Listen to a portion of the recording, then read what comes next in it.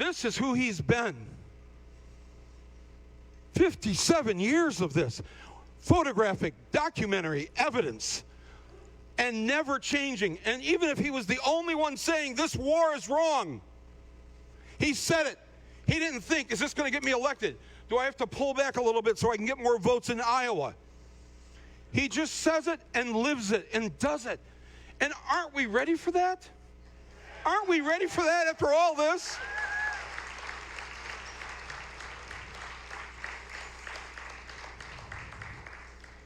I mean, we have a president who lives by not the golden rule, which I think most of us try to live by, do unto others as you would have them do to you.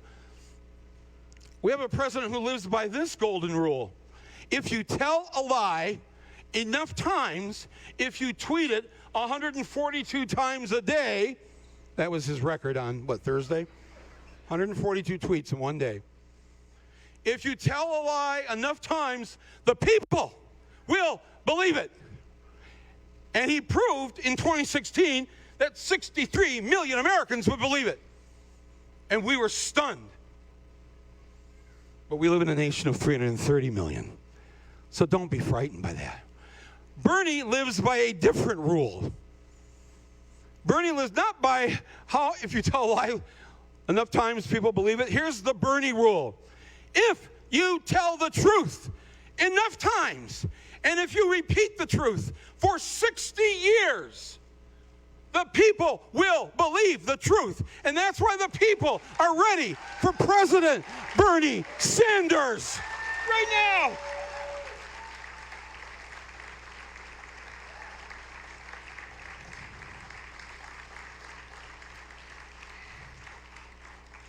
I just want to clear up one last thing here. As I left the motel down the road here this morning, a person came up to me and said, Bernie should have helped Hillary more in 2016. And I said, geez, I'm glad you said that, because I carry this with me. In 2008, when Hillary Clinton lost the primaries to Barack Obama, she went out and campaigned for him. And these are the 10 cities that Hillary went to for Barack Obama, did rallies. This is really incredible. She did Hudson, Nevada, and Boca Raton, Florida, and Tampa, Florida. She went to Grand Ledge, Michigan. Actually, it looks like she went to Michigan more for Barack than she did for herself. That's a giving. No, that's a Christian thing to do.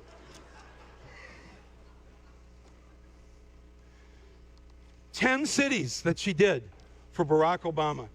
I mean, that, seriously, never forget how much she did support Barack Obama in 2008.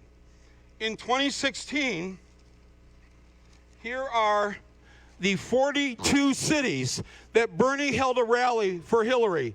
42 cities.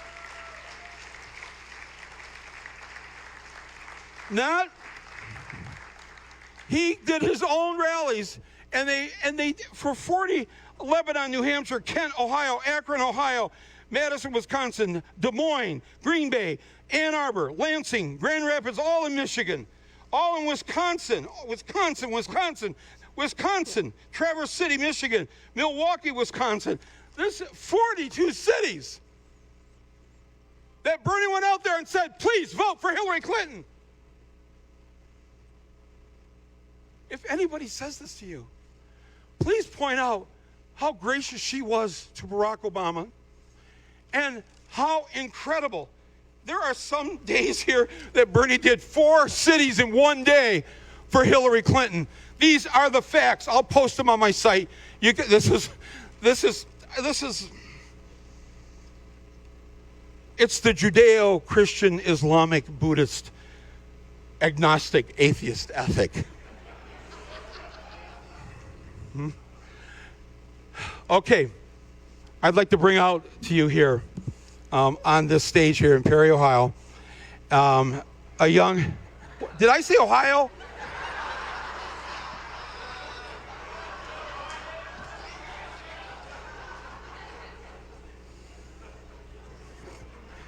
You have to understand, when you're from Michigan, Ohio's on the brain constantly. Beat Ohio State. We wake up to that. Beat Ohio State. Beat Ohio State. We love the University of Iowa. Our Big Ten sisterhood.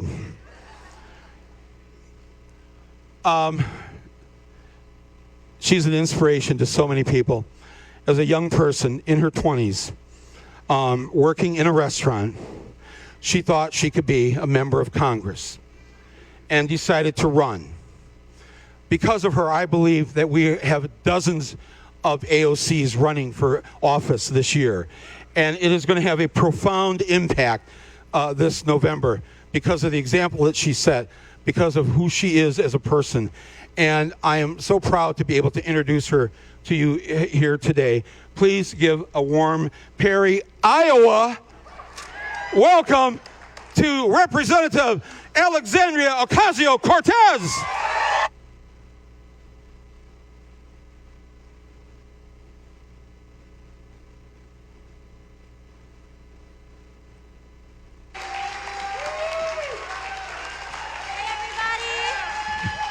My goodness.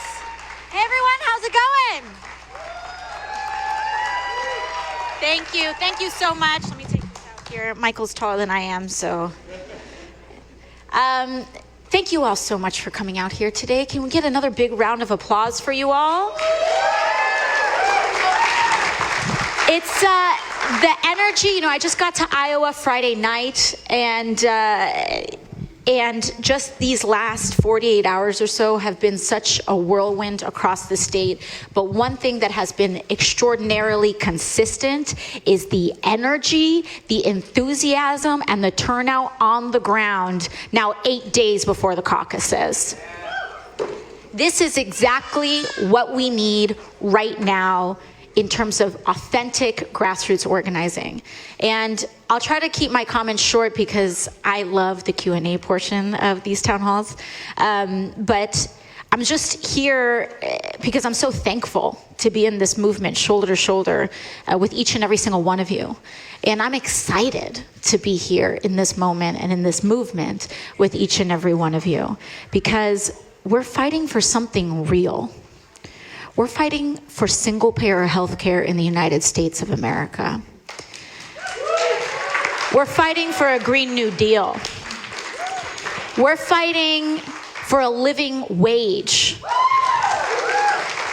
We're fighting to make sure that no person, for a reality and a future where no person in this country is too poor to live, and that every human being is treated with the dignity that we all deserve. That's what we're really here fighting for. So this election is profoundly meaningful, not just consequential, because there's a huge problem in the White House that we need to take care of.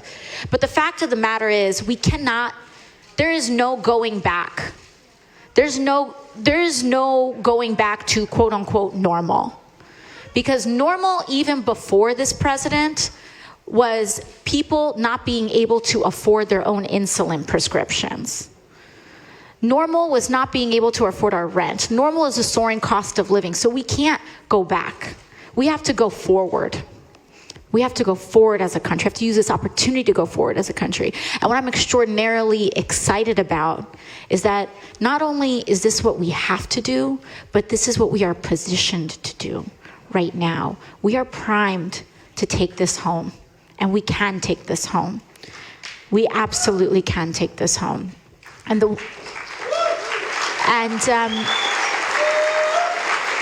way that we do it is through mass movement politics, by coming together across geography, across race, across identity, across income, across class, to make sure that we secure and fight for a country of 21st century economic, social, and racial human rights in the United States of America. That's really what this movement is all about. And not only are we going to win over folks of all political stripes, but what I'm really excited about is that we are expanding the electorate in this country. That's what I'm excited about. And what's funny is that you wouldn't think, looking at him, that Bernie would be the most popular candidate by far with young people in this country. but that he's got us all together fighting for someone we don't know. Fighting for someone you don't know, which means young people are fighting to advance Social Security, which means our elders are fighting to eliminate student loan debt in this country. It means people who are US-born citizens are fighting for the dignity of immigrants. It means that people who have never had contact with our criminal justice system are fighting to decarcerate and end a period of mass incarceration. It means people who have perhaps never had to worry about their rent are fighting so that others can have a living wage. That is what this movement is all about. It's about taking up each other's causes as our own. And that is what movement is all about. That's what not me, us is all about.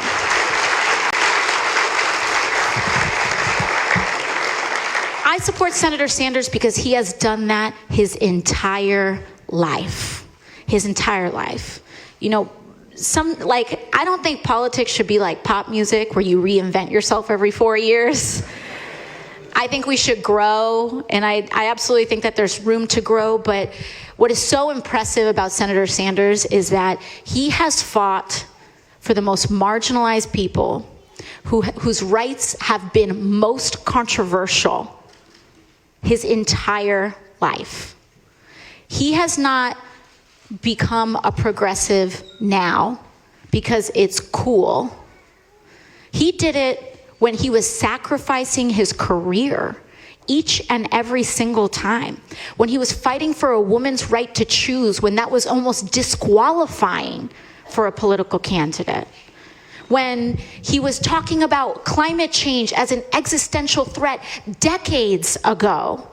Not now, when we're at the precipice and when we're at the precipice of destruction. He had seen this a long time ago. And even now, in this cycle, Senator Sanders is the only candidate to commit to breaking up ICE and CBP. That means something. That means something. Because when we're here and we see children put in cages, and it's difficult for someone to say, this is unacceptable, and that we have to structurally unacceptable, that this is a consequence of a system, not just that it's unfortunate. It takes a lot to do that. And when we look at who is risking something real, the senator has done that his whole life. And to see that, and I think he's emblematic too. And I want us to, especially for us younger folks in the room, I want us to take a moment to thank all of our elders in the room who have been part of this fight for a really long time. I want to thank you. I want to thank you. We really should. We should always honor our elders, because these fights have not always been popular, and they have been very difficult. And people have been called all sorts of terrible names for a really long time for believing that all people are created equal. And the senator has done that economically, socially, racially, and I believe that's why he is so popular today, because he has fought for people unlike himself. And that is what is so powerful. And frankly, that's what this campaign asks of each and every one of us, to fight for someone we don't know, to fight for people least like ourselves. And that is why it's so powerful. I believe that is why we can bring this home in 8 days in the caucuses. But on that day, we need to make sure that even on the night of the caucus, that we'll continue to fight for someone we don't know. If you, for whatever reason, cannot caucus, let's say you're less than 18 years old, let's say you don't have full US citizenship, we are all still part of this movement. We can babysit our neighbors while they go out to caucus. We can make a hot dish. We can educate and still bring people out. We can give people a ride. There's so much that we can do, and I'm confident that we will do it. And Iowa, you're gonna kick it off for the rest of the country. You are. You are. Because when the power is in everyday people, it becomes unstoppable. And movement politics is not easy. That's why most people don't do it. You know, not every campaign is an actual political movement. They're two different things. And most people don't pursue movements because they are extremely difficult to build. But they're worth it because they last. And this movement is going to last, because it's the movement and politics and campaigns that are rooted in movement that actually deliver on what we are organizing for. And we get what we organize for. And I believe that Iowa is going to organize for the nomination of Senator Sanders. So with that, I'd like to introduce the senator here, and then we'll get on to... All right, cool, here we go. Let's go, Bernie.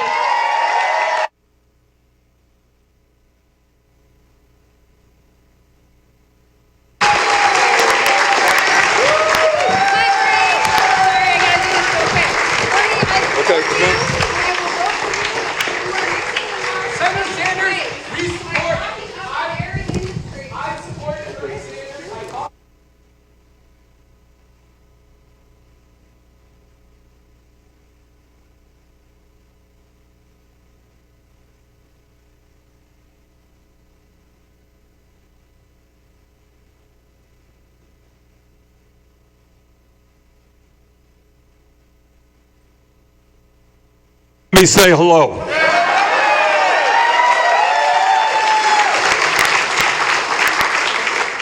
We thought we'd start with an unusual introduction. Alexandria wasn't dramatic enough. Let me thank all of you for coming out today. And let me thank Michael Moore. Where's Michael? Michael here? Thank you, Michael. You know, Michael is someone I have known for many, many years. And what Michael has done using film is kind of force issues into the public discourse that corporate media often will not do. And I thank him very much for taking on powerful special interests and forcing us to think about issues that otherwise we would not have. So Michael, thanks so much, and thanks for being part of our campaign.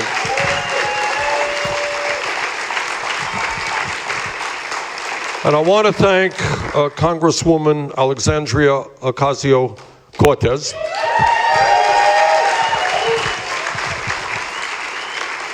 I have been in Congress for a few years, and I cannot recall any single freshman member of Congress who has had more of an impact on this country than Alexandria has.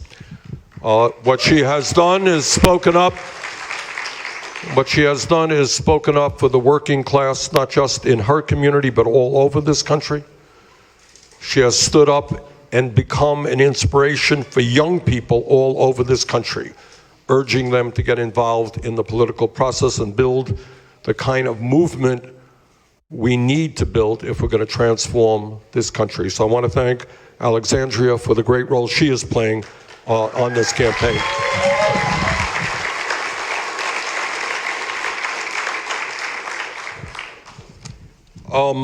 I think all of you know that as a U.S. Senator, I have a constitutional responsibility to be in Washington for the impeachment trial of President Trump. And that is my responsibility, and that is what I will do. To be very honest with you, a month ago, a couple of weeks ago, I would not have told you that I would be spending the last week of the campaign in Washington, D.C. We had a pretty detailed schedule to get me all over the state for dozens and dozens of meetings like this.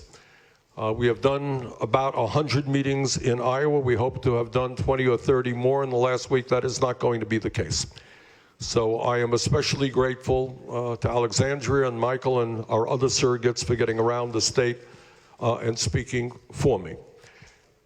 I'll tell you why I believe that we have an excellent chance to win here in Iowa, why we have an excellent chance to win in New Hampshire, and why I believe that we are going to win the Democratic nomination and defeat the most dangerous president in American history.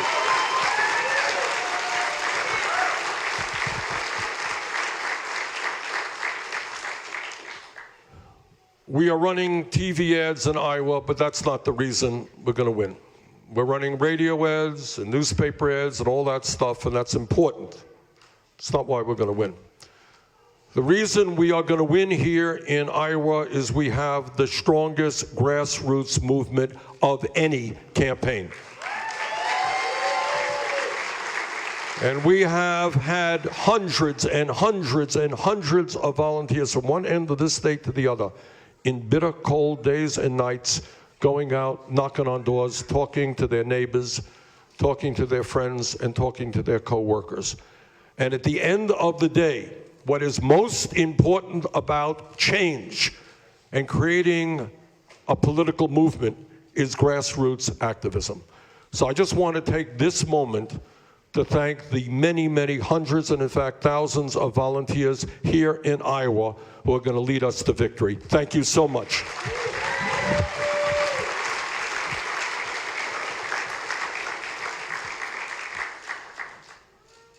And the other reason I believe we're going to win here in Iowa and win the nomination and defeat Trump is that we have an agenda that speaks to the needs of working people. One of the political crises facing our country is there are people in this state, people in my state of Vermont, people all over this country who are feeling ignored by the political establishment, ignored by the media. These are people who are working longer hours for low wages. Maybe they're working 2 or 3 jobs. Maybe they are family farmers here in Iowa or in Vermont being driven off of the land because they can't get a fair price for their product, losing a farm where their family has owned for generations. Maybe those are parents who are heartbroken that they cannot afford to send their kids to college, or people today who cannot walk into a doctor's office when they are sick because they cannot afford the cost of health care. And maybe they are people all across America who are disgusted and embarrassed that we have a president who does not even recognize the reality of climate change, let alone do something about it.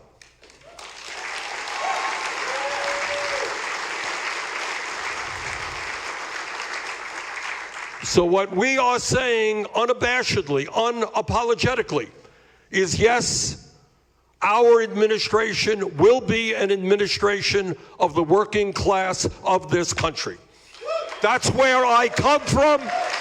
That's who I am.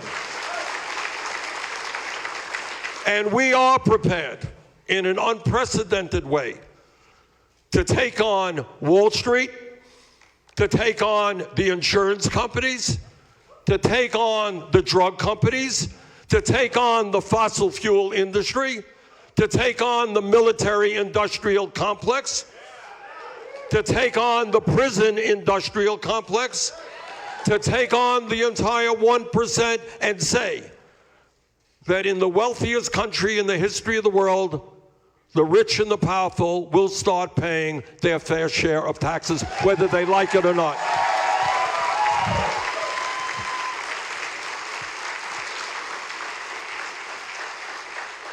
So our campaign is obviously about beating Trump, but it is more than beating Trump.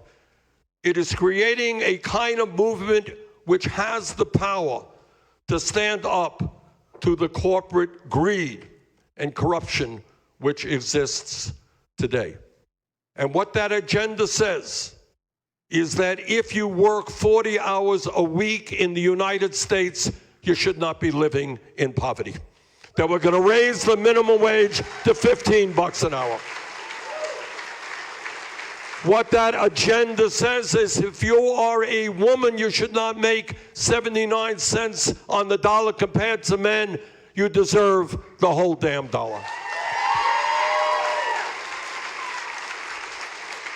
And what that agenda says, and I say this as somebody who has perhaps the strongest pro-union voting record of lifetime record of any member of Congress, is that if we're going to grow the middle class in America, we have got to grow the trade union movement.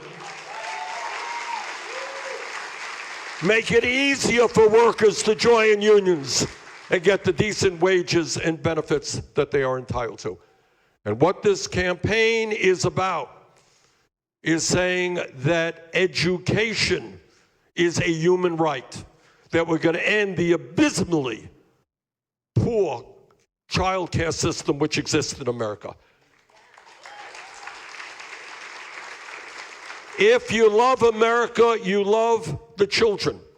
And if you love the children, you know that when mom is at work and dad is at work, I want mom and dad to know that their kid is in a high-quality, affordable child care system.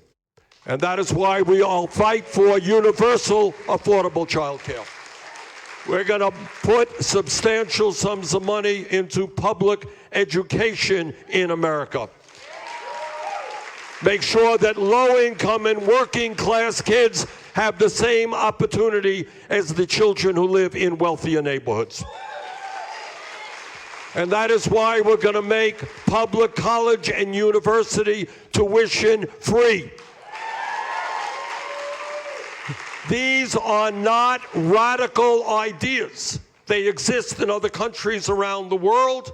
In fact, to a large degree, they used to exist in America when I was a kid. The great universities, University of California system, University of the City of New York, was virtually tuition-free 50 or 60 years ago. If they could do it then, we surely can do it now. And when we think about a government that represents working people, we remember that 11 years ago, Congress, against my vote, bailed out the crooks on Wall Street who nearly destroyed our economy. Remember that bailout? 2 years ago, Trump and his friends gave $1 trillion in tax breaks to the top 1% and large private corporations. Well, you know what? If we can bail out crooks, if we can give tax breaks to billionaires, we can cancel all student debt in America.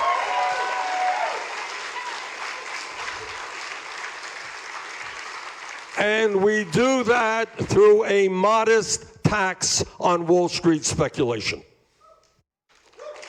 And let me touch on an issue that we have really discussed at great length here in Iowa at meetings like this. Today we're not going to have the time, but these are meetings that have broken my heart, hearing what people in this state, and in fact in other states, have had to say, and that is the crisis in healthcare in America today. We are the only major country on earth not to guarantee health care to all people as a human right. We are the only one. I live 50 miles away from Canada. You get sick in Canada, you end up in the hospital for a month. You get quality care. Do you know what the bill is when you get out? Anyone know? Zero. You go to any doctor you want. You don't take out your wallet, you don't take out your credit card, and somehow or another, in Canada, they spend half as much per capita as we do on health care. So let me be very clear and tell you that I believe that the function of a rational health care system is not to make $100 billion in profits for the insurance companies and the drug companies. It is to provide quality care to all Americans as a human right.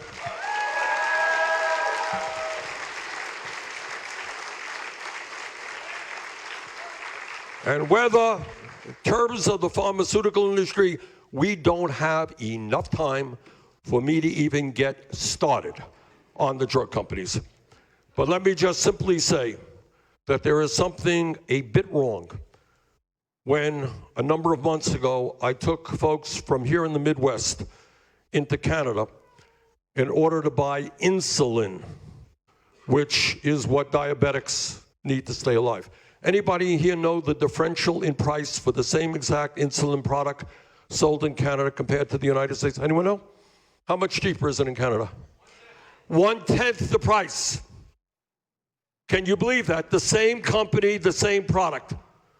We're paying 10 times more, which means, by the way, that people in America in significant numbers are rationing their insulin. Some of them are getting sick. Some of them are dying because they can't afford the outrageous price fixing of the drug companies. We got an opioid epidemic in America. The opioid manufacturers knew exactly what was happening. They knew that they were addicting people and that people were dying. And you know what they did when they learned that? They hired more salespersons. So we are going to take on the corruption, the price fixing, and the greed of the pharmaceutical industries. We are going to substantially lower the cost of prescription drugs. And under Medicare for All, by the way, nobody in America will pay more than $200 a year for the prescription drugs that they need.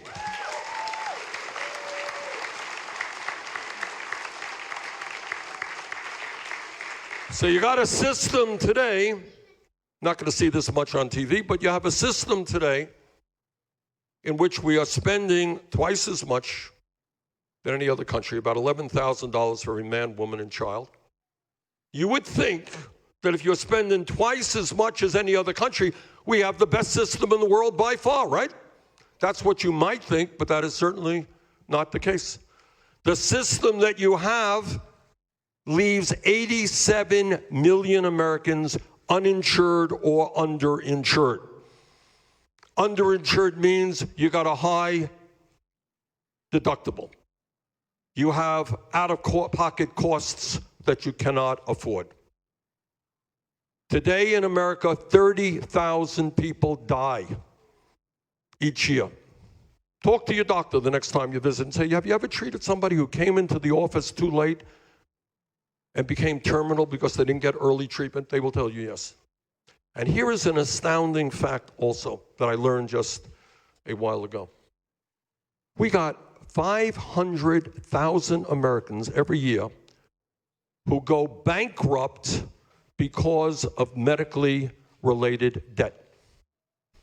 Can you imagine a system that says, okay, you are dealing with cancer, you are dealing with heart disease, somebody in your family is dealing with Alzheimer's, you're running up a huge medical bill, and not only you have to deal with your own illness, your family is going to go bankrupt for what crime?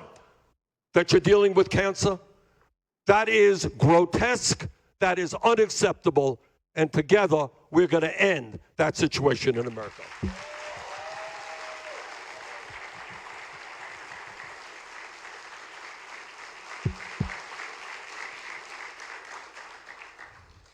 Now, Donald Trump is a danger to our country, but he's also a danger to the entire world, because we have a president who rejects science.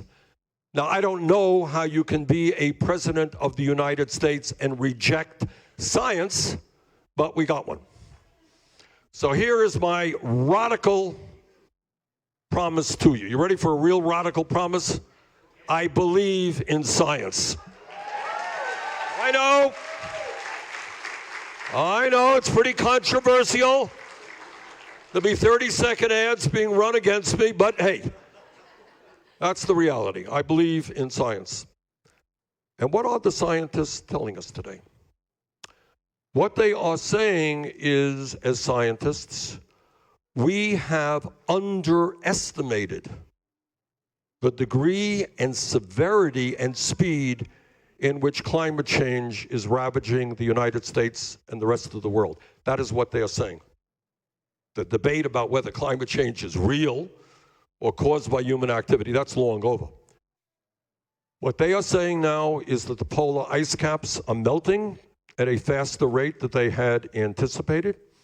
Oceans are warming. Ocean sea levels are rising.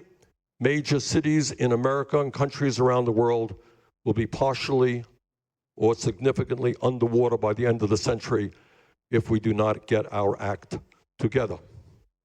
What they are saying is we will see more drought, which means for Iowa farmers a shorter growing season and a less productive season with the quality, nutritional quality of the food being provided deteriorating. What they are saying is we will see more extreme weather. And that means you saw Venice, Italy underwater a couple of months ago, Houston, Texas underwater. Expect to see more of that. As we speak, Australia, a beautiful country, is on fire. We all know the fires, unprecedented, that hit California. Expect to see more severe and more frequent wildfires. With the acidification of the ocean, fish will die off, and people who depend all over the world on fish for their protein will not be able to get that. Disease will spread because bacteria thrive on warm weather.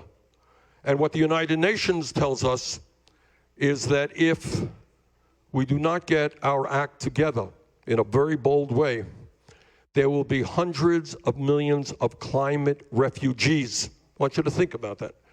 All over the world, people will be forced to leave their communities because they can't have drinking water.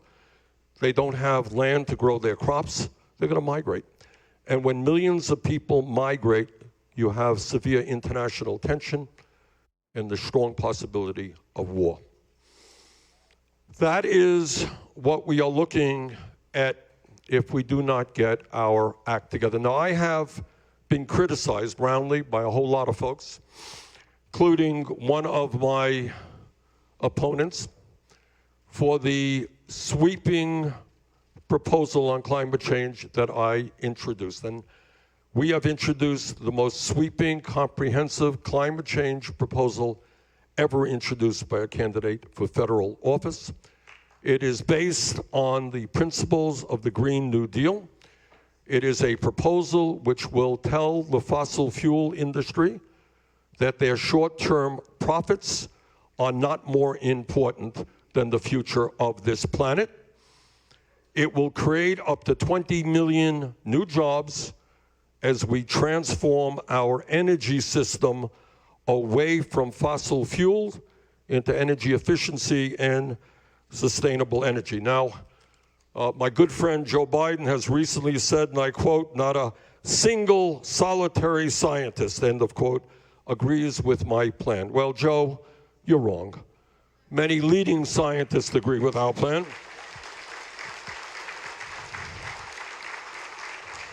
And in a few days, we're going to have a long list of scientists who agree with our plan, because the scientists understand that we have a crisis and that we need bold and aggressive action, and we need it now. And that is why we are prepared. I got 7 grandchildren. I got 4 great kids.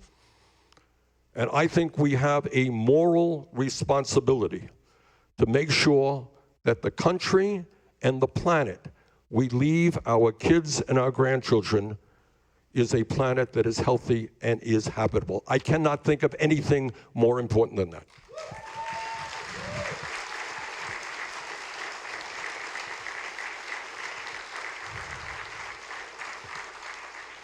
Now, what makes this crisis so very difficult is it's one thing if I say, well, look, as the President of the United States, we're going to do A, B, and C and solve the problem. This is not just an American issue.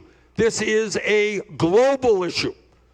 So here is my promise to you, is that as President of the United States, I will do everything humanly possible to lead the world, to speak to the people in China who are suffering massive environmental problems right now, people in Russia, people in India, people in Pakistan, people in Brazil, people all over the world, to understand that we are in this together.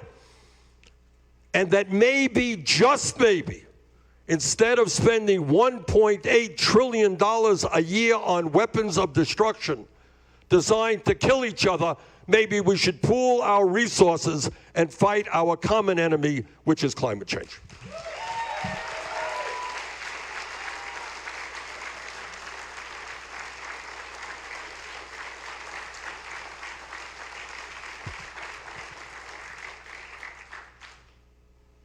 When we talk about an agenda that speaks to the needs of working people, it is absolutely imperative that we take on and reform a broken and racist criminal justice system.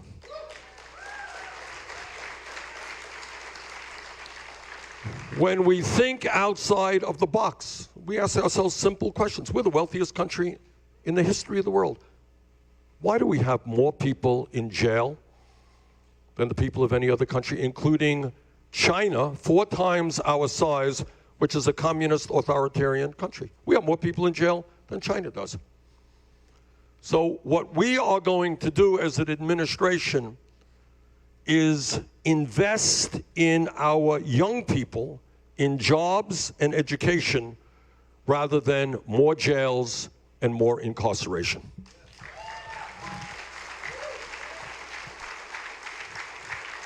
What we are going to do is end private prisons and detention centers, because I don't think corporations should make money locking up fellow Americans.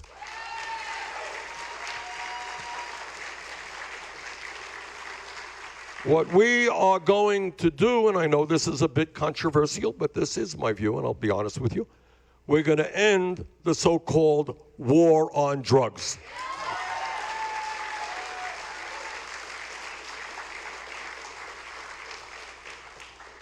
We are going to legalize marijuana in every state in this country.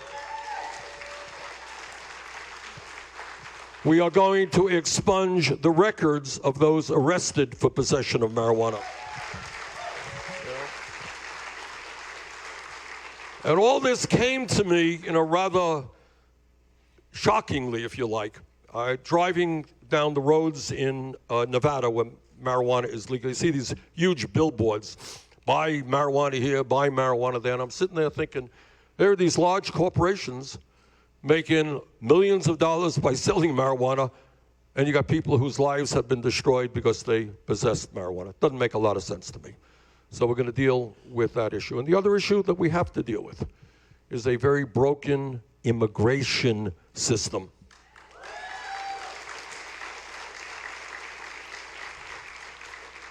Together, we are going to end the demonization of the undocumented in this country. And I find it rather amusing that we have a president who, as you know, demonizes the undocumented every day. Yet this very same president who tells us we should hate the undocumented, well, he hired hundreds of undocumented people in his resorts to exploit, to make money off of. So what we will do is, number one, on day one through executive order, we will end all of Trump's racist executive orders on immigration. And number two, we will reestablish the legal status of the 1.8 million young people and their parents eligible for the DACA program.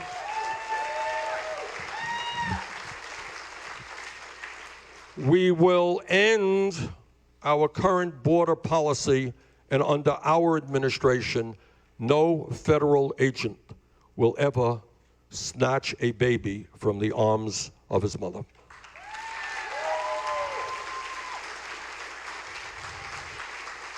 And I believe that we have an excellent chance. We can do it, because this is what the American people want, is we can pass comprehensive immigration reform and a path toward citizenship.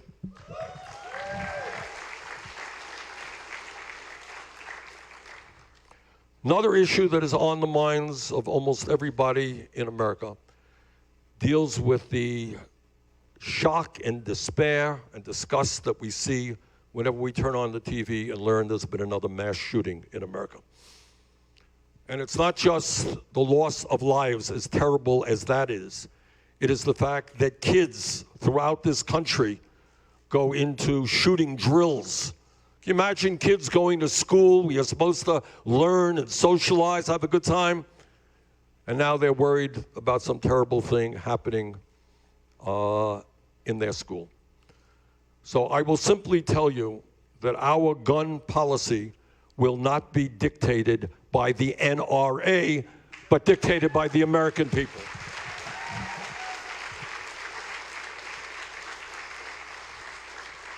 And we are talking about universal background checks. We are talking about ending the gun show loophole, the straw man provision, and what the American people now believe. They didn't 5 years ago, but they do today.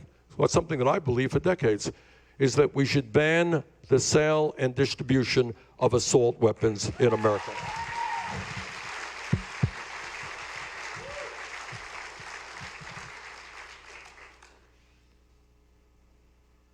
As a United States Senator, I am on the floor of the Senate often hearing speeches, which sometimes seem endless, from my colleagues. I know it will shock you to know that senators have a tendency to go on a little bit too long, including yours truly. I know that.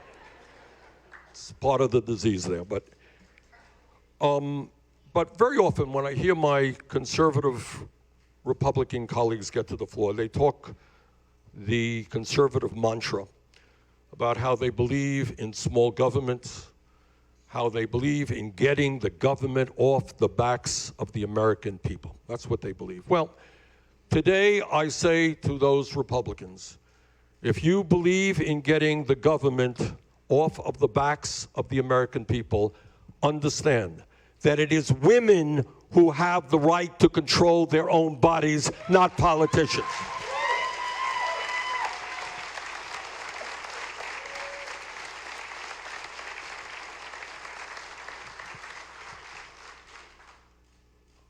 Because of the kind of change in our schedule, today we started off in Ankeny. We had a wonderful turnout of folks who are going to go out knocking on doors, and we're here now. We're going to go to Fort Dodge, and we're going to Storm Lake, and we're going to Sioux City. I hope to come back. Don't know if I will, midweek, maybe, maybe not. I expect I'll be back here next weekend. So this will probably be the last time that I'll be in this part of the state for this campaign. And let me just say this to you and conclude by saying this. This is, I think we can all agree, the most consequential election in modern American history. What we are talking about is, in fact, whether we are going to maintain and strengthen our democracy or whether we move toward an autocratic form of government with a president who believes that he is above the law. What we are talking about is whether we create an economy that works for working families or see an increase in the outrageous level of income and wealth inequality, where 3 people today own more wealth than the bottom half of America. What we are talking about is whether we guarantee health care to all people or whether we continue a dysfunctional and cruel system designed to make billions in profits for the drug companies and the insurance companies.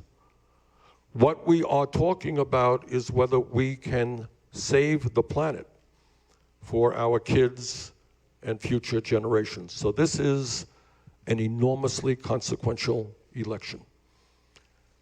And Iowa goes first. You will be the first state voting in the 2020 election cycle. So what happens here is enormously important. It is enormously important. So I am here this afternoon to very humbly ask for your support. Today there was a poll that came out which had us leading by all of 1 point. 1 point. So this is going to be a very close election. My opponents are working very hard to try to win it. So I am here to ask for your support to help not just me, but us together, not only defeat Donald Trump, but finally create an economy and a government that works for all of us. I am asking you to help us make create a grassroots movement which is prepared to stand up to the greed and corruption of the corporate elite. Because what I have believed for my entire life, and anyone who studies history will agree, that real change, and I want you all to think about it, real change never takes place from the top on down. If I'm elected president, I cannot do it alone. We need millions of people to join in standing up for justice. We need to take on Wall Street. Do you know what kind of power they have? We need to take on the drug companies and the insurance companies and the fossil fuel industry. These are enormously powerful people.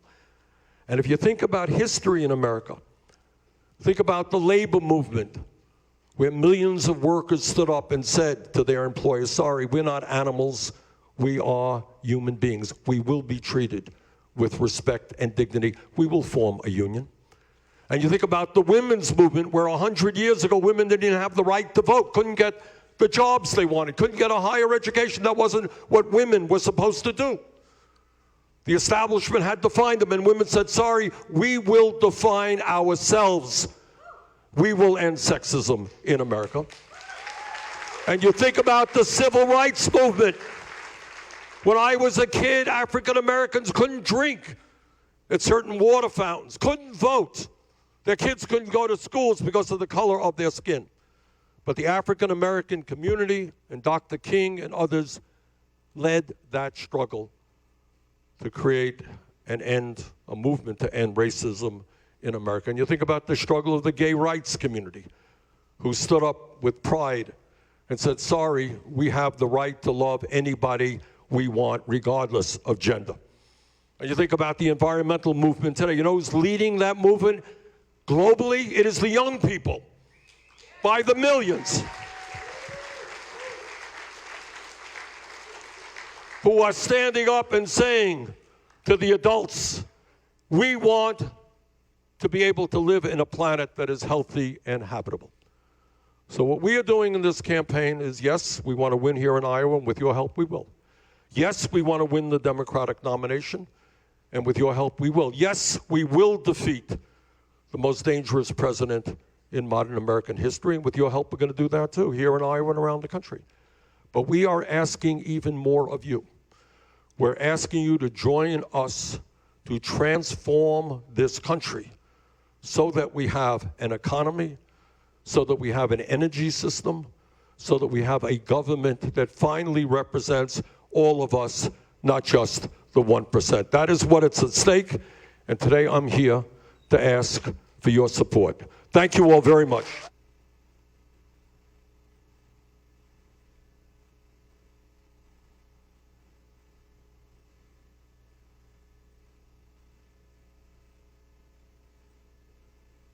I think we're on our way to Fort Dodge, and I just want to thank you all so much for being here. Take care.